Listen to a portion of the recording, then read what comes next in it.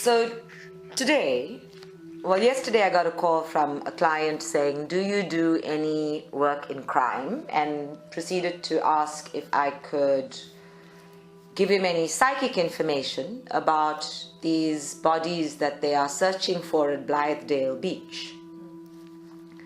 So I said, no, it's not my cup of tea. Very often that kind of criminal investigation is seeking purely psychic services, and I don't do that.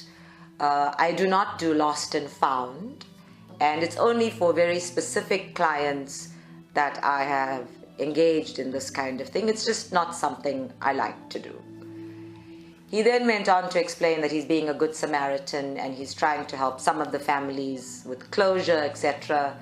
And so, could I let him know if I could tune in and see what I could find?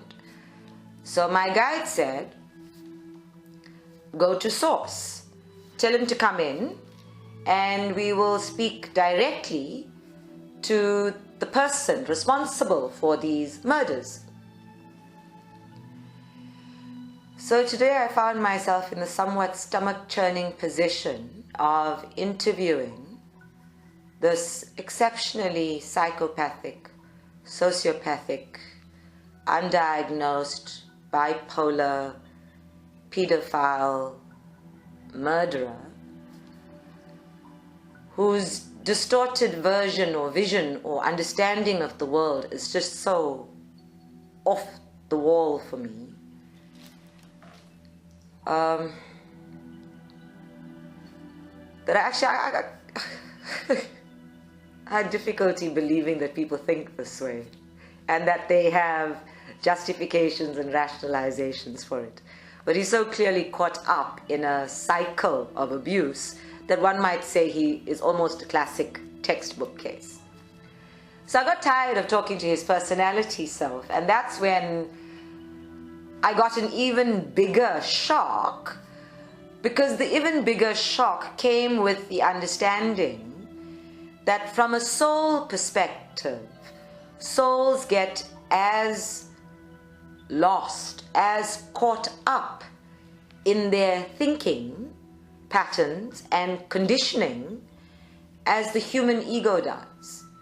That we are not automatically liberated from the cycles that we create around ourselves, from our behaviors and from our being and our experiencing on the earth plane. And it brought it home to me exactly how powerful free will truly is. How amazingly powerful it is in determining how a soul's pathway, spiritual journey unfolds, both here on the physical plane and in the afterlife, on the spiritual plane. So for people who read books about life after life, there are several books that explain about different levels of afterlife, 7 levels of afterlife, different frequencies of souls existing on those different levels. And it's always been my understanding that souls, through their own learning, through their own evolution, become more and ascend, if you will, through those ranks into higher and higher levels of understanding or wisdom, and therefore lighter sense of themselves because they are literally vibrating to a higher frequency. It never occurred to me that there would be souls so stuck in their cycles, so stuck in their challenges, that they would not choose to experience themselves differently. And it came down to meeting a soul that is as ignorant and as steeped in its ways, as stupid, if you will, on the spiritual plane as it was on the earth plane. So when I put him in a soul context, I can see how past lives and this lifetime have fed into an almost instinctive, violent reaction to the earth plane. I can see why people might even be born with a predisposition to violence. I can understand all of these things from a past life perspective and the challenges that he has to overcome as a soul to become a better self. What completely floored me, though, was the resistance, even on a soul level, to learning. A completely unrepentant, unremorseful view of one's behavior. And we're talking blood-curdling, mind-numbing, stomach-churning behavior. But there is no recognition or a deliberate ignorance of how that impacts on self, how it impacts on contracts, children, wives, spouses, parents, how it impacts on a broader community. Because here is a soul caught up in all of the base chakra issues and going around in a circle in that only. And in fact, even when I say base chakra issues, there's a triangle around sex, money, and power that he cannot seem to move out of.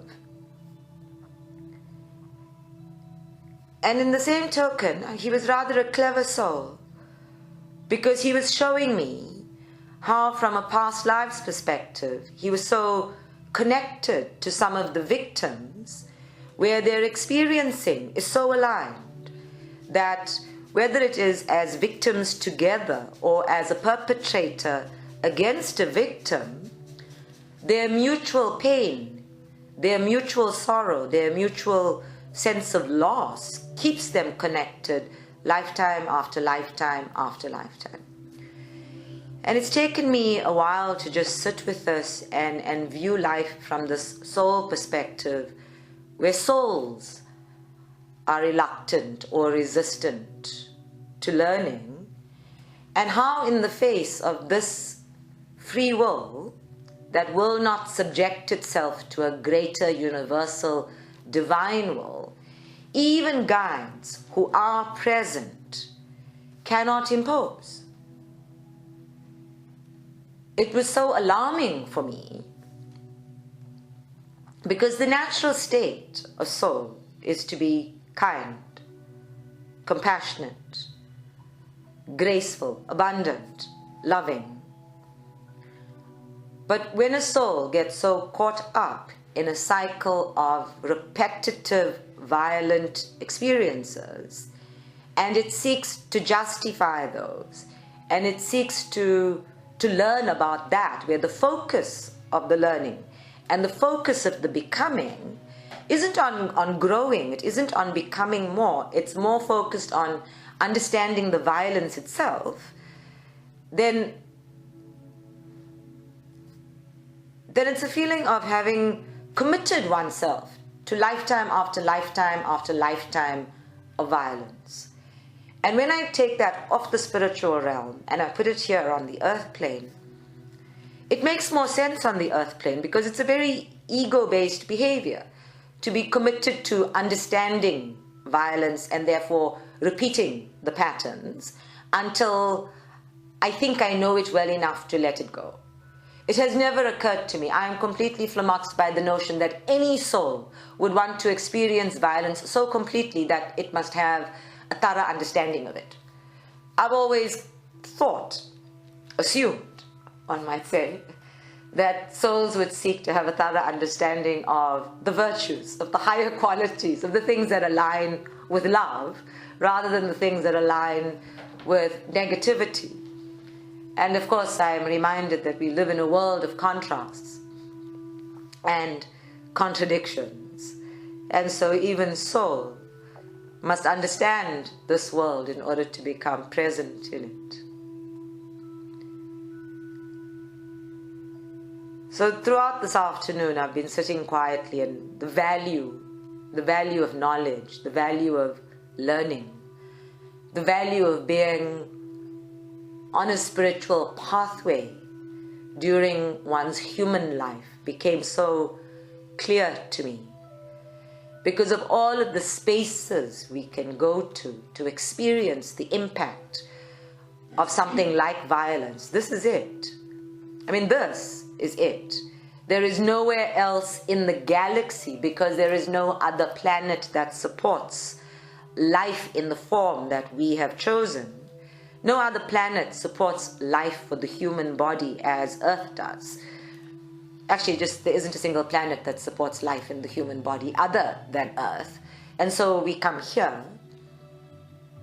It just is mind-boggling for me how this design unfolds and how Earth becomes the space in which a soul gets to recognize its inclinations, gets to know its experiences and its resources and its talents and its aversions, where a soul gets to know itself better. And in making choices here on the earth plane, begin to create its potential and its choices on the spiritual plane. This is the first time I had to channel a soul that was so normal and so abnormal simultaneously. Because normally when I channel souls on the other side, their personality selves show all of their human insecurities and fears and frailties. But the soul self is a higher vibration. The soul self, beyond personality, is usually coming from a space of unconditional loving. And I realize how blessed I am that I actually don't get to... I get a really good caliber of souls, generally. It's mind-boggling for me to imagine that there are, in the evolutionary scale, there are so many souls who are so unbearably just tadpoles still, or not even tadpoles yet, they're still in the jelly stage, and that too is okay. Frog spawn, yeah, where there is such a lack of consciousness that even the lowest echelons of the other side is somewhat too high a vibration for them. And it scares the heaven out of me, because I think about the unreasonable unconsciousness that lives on this plane, and how many of those souls that are dying in this unreasonable state that they're in, and that it's going to take so many lifetimes. I mean, this soul has gone through at least 8, 9 lifetimes of this violence, ongoing violence that I saw today. So I think about all of these unreasonable unconscious being born into a space where they are so focused on understanding an aspect of the duality that it removes them from a consciousness of self. That scares me. And I wonder how souls like that are even given permission to be born, when in fact they should maybe be learning and growing a little before they're allowed into greater interaction with everybody on the earth plane. It's a bit like taking somebody who is at pre-nursery school stage and putting them in a high school and expecting them to manage that environment. But I am told that even that perspective is a very ego-driven earth plane perspective. And I had to get really detached and practice, to just really practice not getting angry about this, because I could. So I asked my guides, what is it? What is it that I'm missing here? What is it that I'm not feeling or seeing that's giving me this disquiet, this anxiety about the state of souls? And they reminded me that all souls are equal. Different, but equal. Exactly as we say here on the human plane, that all human beings are equal. And especially we say that they are equal under the law. All souls are equal under spiritual law. And although all souls may be deemed from a human perspective, to have been created at the same time, meaning they all come from the same source and therefore are part of the same intention, that is not entirely true. There are entire communities of souls who work, who remain in groups, who remain in communities, and haven't evolved sufficiently to move into a more individualistic existence or a more individualistic understanding of self, and therefore to manifest, to incarnate, to be born into a more unique or individual vibration. So this soul that I was talking today is always born for these sets of lifetimes, and until he outgrows it, is born into a group, into a community, and that community is evolving very, very slowly. I got reminded that although all souls are equal, they are different, and the primary difference is frequency of energy, and that follows on to, or is directly connected to, understanding of energy, understanding of the spiritual laws, understanding of one's participation both as soul and as human. In other words, an understanding of one's contracts, one's presence, understanding of one's connectedness to all beings. And of course, all human beings fall in a spectrum from infrared to ultraviolet, just on the earth plane. So there's every possible degree of soul's evolution available for us to interact with on a daily basis. And then another aspect that impacts on a soul's individualization out of a group is its desire, its use of its own free will in alignment with divine will, the desire to grow, the innate wanting and seeking knowledge or wisdom. And as we all know, on the earth plane, that seems to be in short supply. So, as above, so below applies even there.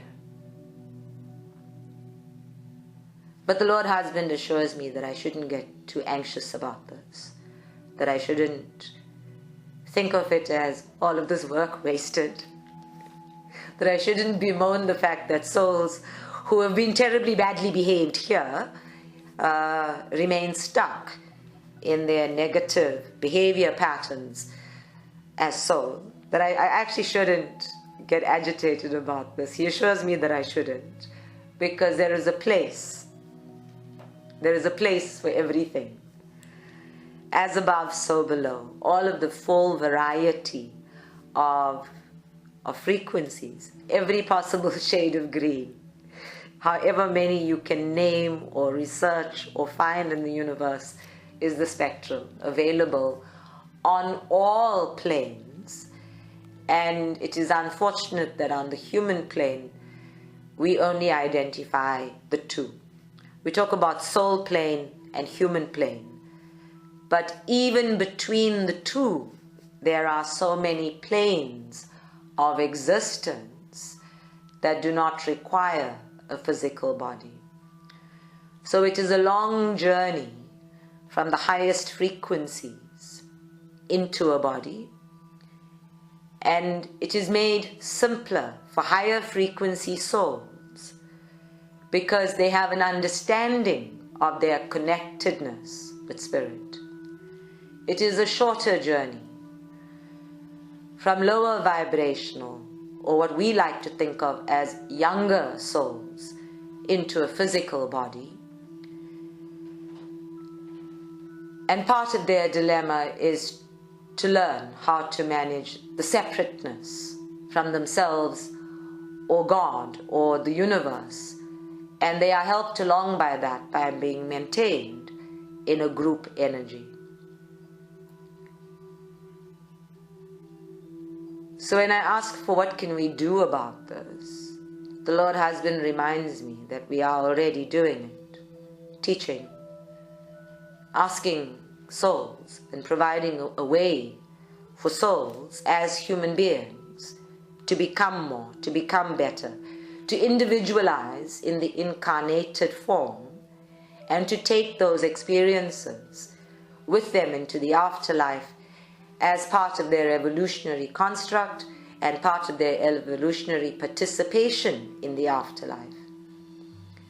He shows me that very often souls who manage to outgrow certain behaviors that keep them stuck in a group consciousness are then able to teach that group consciousness, are able to uplift an entire group into becoming more unique, more individualized within the group.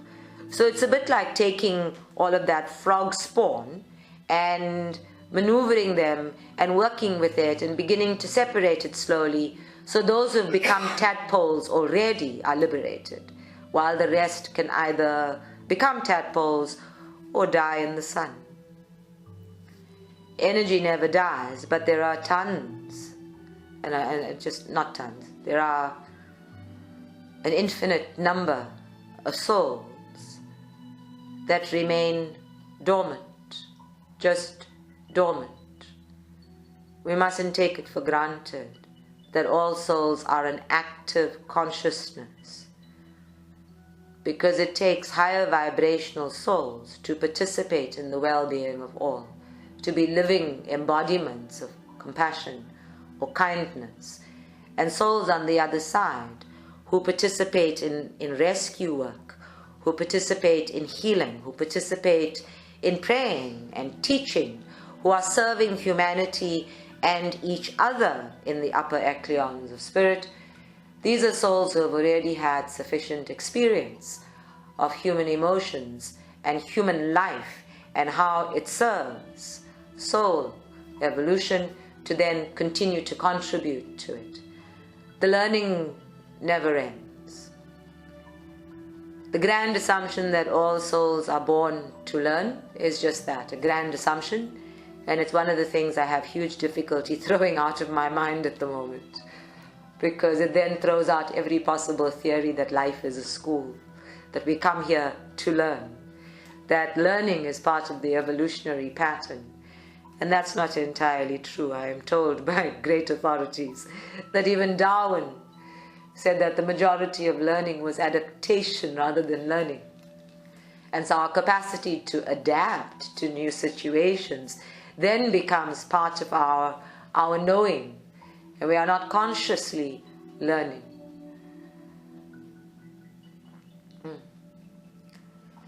But when I say, okay, people, this is just too much, what do we do with this? Then they say, learn. Become more where you are. Become conscious of your learning. Become conscious of your evolution. Become conscious of your evaluation. This consciousness, this awareness, this mindfulness that you bring to who you are and what you are achieving inside of yourself and how that participates outside of yourself is one of the most important things for any soul. So even when I say that love is the answer to every question, I must start qualifying it with love is the answer to every question inside. That when it is love inside of you, you can answer every question by coming from it. It is not love as you identify it outside. That it is the willingness to be love inside out that then prepares you to manage everything outside. And that this love in and of itself aligns us with the universal consciousness that challenges us into this process, this evolutionary pattern of becoming individuals. And this becoming individuals is one of the primary things to experiencing yourself as God. I think somewhere along the way we kind of skipped the basics in the center and went straight into the middle stream at a particular level of consciousness and haven't delved too deep into what all of the lower vibrational energy systems are doing on the planet. I'm going to blame some of that on Paddy, because upon her arrival, we kind of just slid into a particular space, a particular zone with spirit, and kept growing from there. We've never ever, even in our experience of black magic,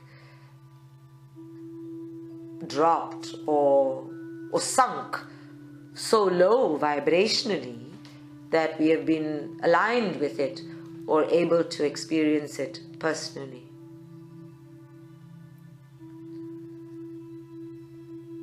So today, for the first time, if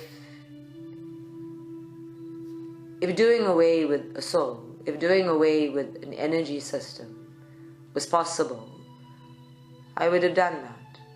It's the first time I've ever considered that maybe all energy shouldn't live forever. And thank God, and I do thank God, that these cycles of behavior within a group soul and within a group consciousness, that those cycles of behavior are in fact contained. They are contained by higher vibrations of both group and individuated soul energy around it.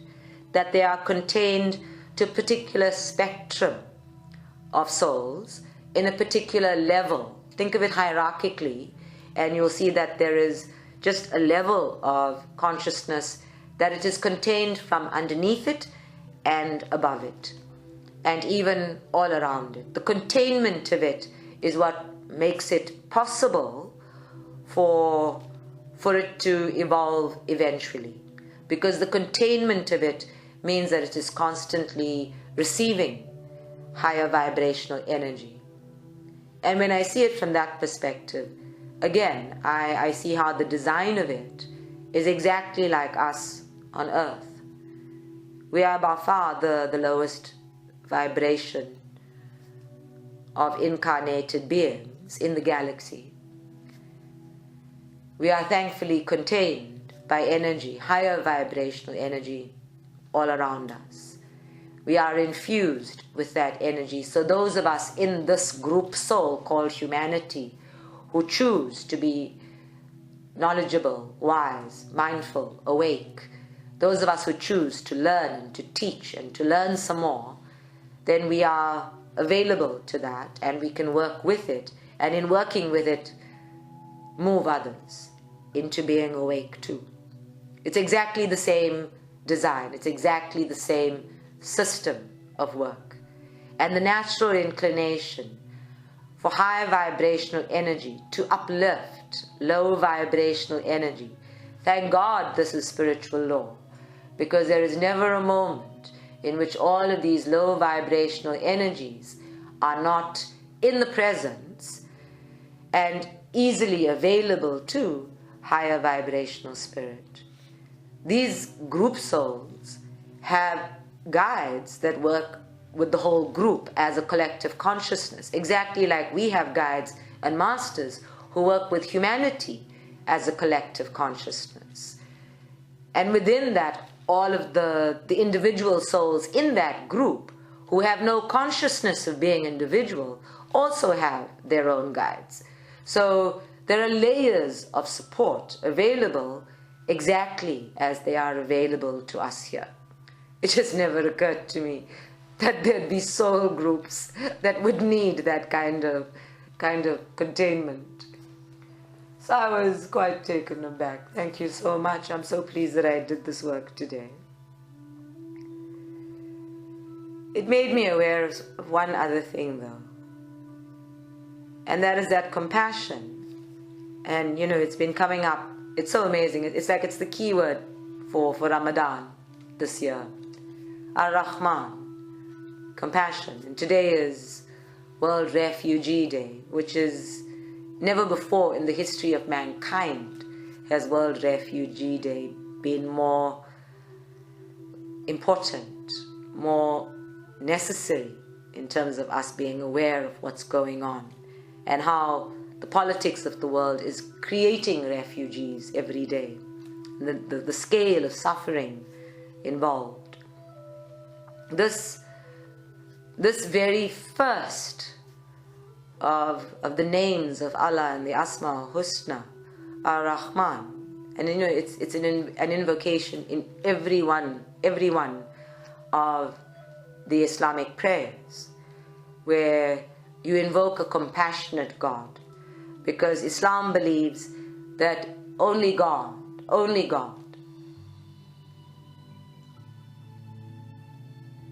and to some extent Hinduism also believes, so does, I'm just being reminded, so do all religions really, so does Christianity, believe that only God has the right energy, the right frequency, or just the compassion, that all-embracing, encompassing compassion, to forgive completely and purely. Only God has the capacity, if you will, to forgive completely and purely, meaning also to forget, to wipe the slate clean, which I'm sure all of the Muslims we know are going to be praying for. When, Fati? One of the nights during Ramadan is the night of divine forgiveness, where Allah will wipe the slate clean. And only God can do that. Only God can offer mercy, blessings, a beneficial giving, if you will, to souls who have negated the presence of God in others. It is the greatest sin to negate the presence of God in others. And so only God can hold that sin. Only God can take that sin into itself and transmute it into light, transmute it into a blessing. But in our practice of being souls who are aligned with that magnificent Creator, we seek to be equally kind, equally compassionate, equally giving of blessings in our own small way, in our own small lives. And in doing so, to create a stream of consciousness that is gratitude-based, that is kindness-based, that is even more forgiving than each of us in our own right, individually. So we seek to create this energy or all-encompassing frequency on the earth plane that we can all tune into.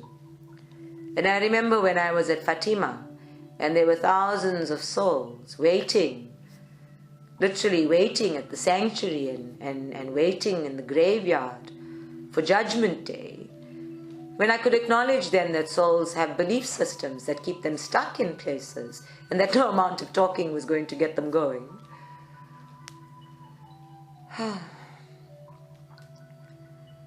But even there was room, there was space for this compassion, this all-embracing, accepting, uplifting beneficence of God to light up a soul so completely that it would liberate itself from its conditioned behaviors and cross over completely. Here on the earth plane, one of the ways we raise our vibrations is to be mindful. The other way we raise our vibration is to practice meditation. Another way we raise our vibration is to practice exactly that kind of compassion and kindness and the virtues associated with God in all of its forms and frequencies.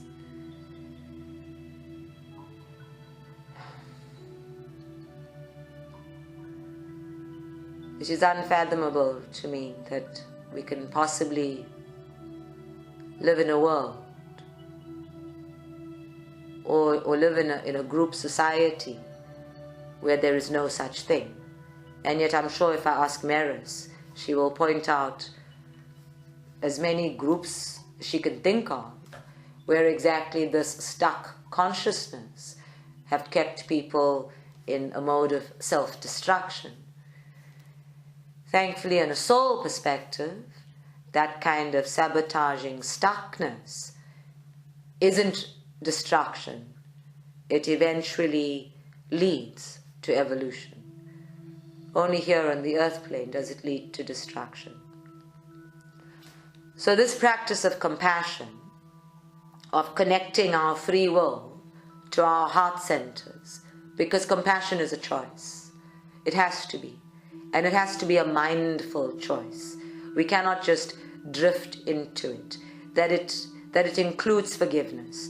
That it includes an invocation to God to be as kind on our behalf, and to help us be equally forgetful of our wounds and our holes.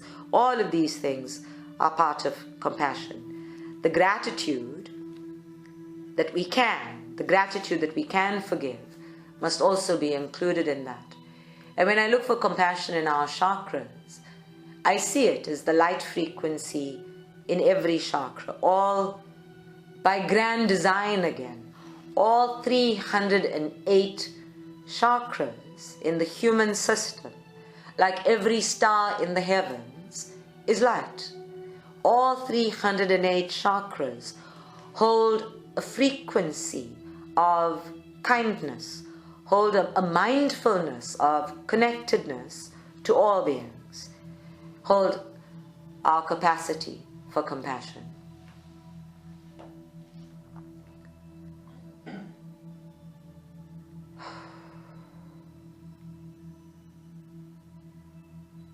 I have difficulty in my human self with being compassionate to a soul, the soul I spoke to today. Part of me is thinking, why should I be compassionate to a soul? He's off the earth plane, he's like fine on the other side, he's not suffering, he's not in pain, he has no money issues, he has no relationship issues, and yet there is a need for compassion to the soul and the associated group on the soul plane, because there is this stuckness, because there is this cyclical pattern of violence. And the stuckness is associated with so many past lives of violence and suffering and wounding that seeing past that is difficult. So yes, there is a victimhood on the soul plane that calls for compassion. And then I wonder,